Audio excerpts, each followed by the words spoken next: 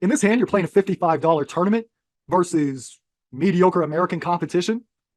You raise with pocket sevens, and villain 16 calls, villain 15 calls. The board comes queen, jack, 7. Villain 15 checks to you. Check or bet.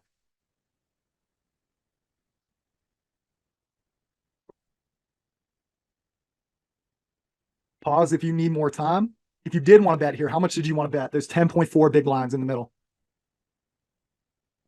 We bet 7.8 big blinds, and we get called by villain 16. The turn's the 3 of spades. It's on you. Check or bet.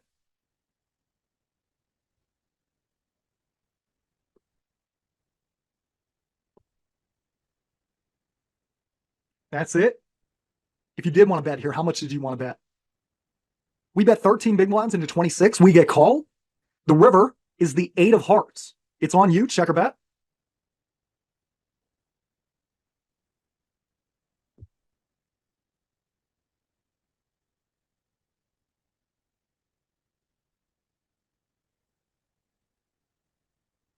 If you did want to bet here, how much did you want to bet? We bet 26 big blinds. He calls, and bang, bang, 104 big blinds. So, did you want to check that turn? Did you want to check that river? Versus mediocre competition, you do not need to do that. Most of your opponents, almost all of your opponents, fold too little, call too much, raise too little, and bet too little. They are stations. All you need is a better hand than what they're willing to call with. You don't have to be perfect. You just need to value bet thinly more often than most people. Now, if I'm playing against a super good technical player, yeah, betting that turn is dangerous because we just bet huge into multiple players after we raised under the gun, and now the flush draw came in and we're betting again like we don't even care. It's very likely they're folding a queen or a jack. So we're not even getting value from anything. That is not anybody in a $55 tournament. That is not anybody in North America. So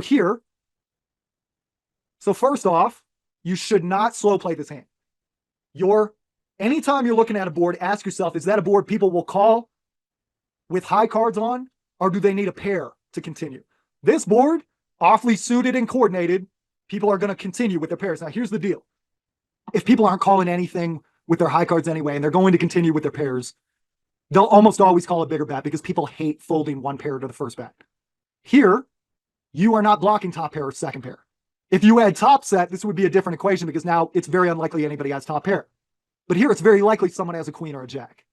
So you go ahead and value bet, and you value bet bigger because most of the time weak North American competition they're not going to be folding to the first bet. So we bet nearly 80% pot, 70% pot on the flop, and we get called. Now the turn's the 3 of spades, not good for us, but we're still likely getting value from a queen or a jack, but we don't want to spook them. We don't want to scare them. We don't want them thinking. If you bet 70 or 80% pot, that's a bigger bet. They'll start thinking. We don't want that. You bet 0 to 50% pot, that looks like 0 to most recreational players. Why? Because if they fold to a 40% pot size bet and it turns out they have the best hand, they'll feel really stupid and bad about themselves.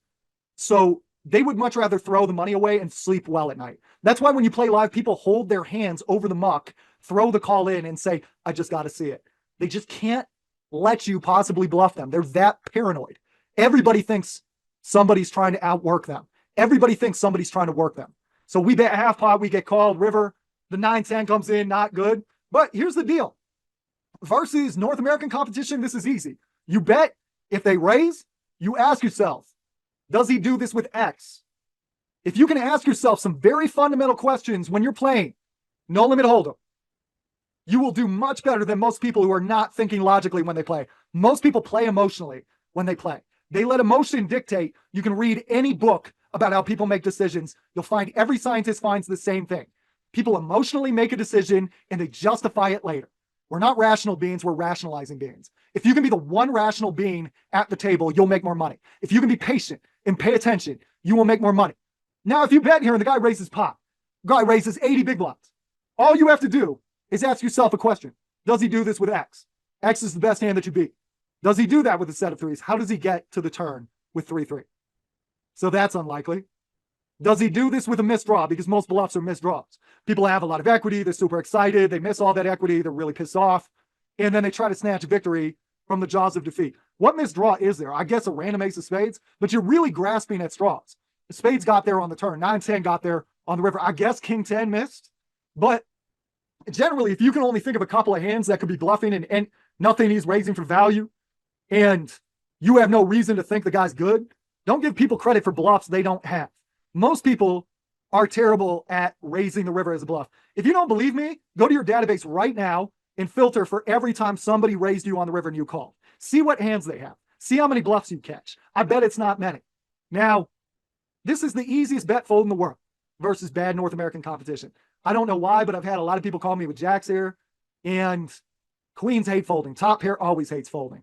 So we go for thin value. We get paid. It's a nice size pot. If you'd like to learn how to triple barrel when you don't have it, go to the information section of this video. I have a free training package right there that you can check out about how to triple barrel bluff more. You'll love it. If you want more content just like this, go to pokerheadrush.com. That website one more time, pokerheadrush.com.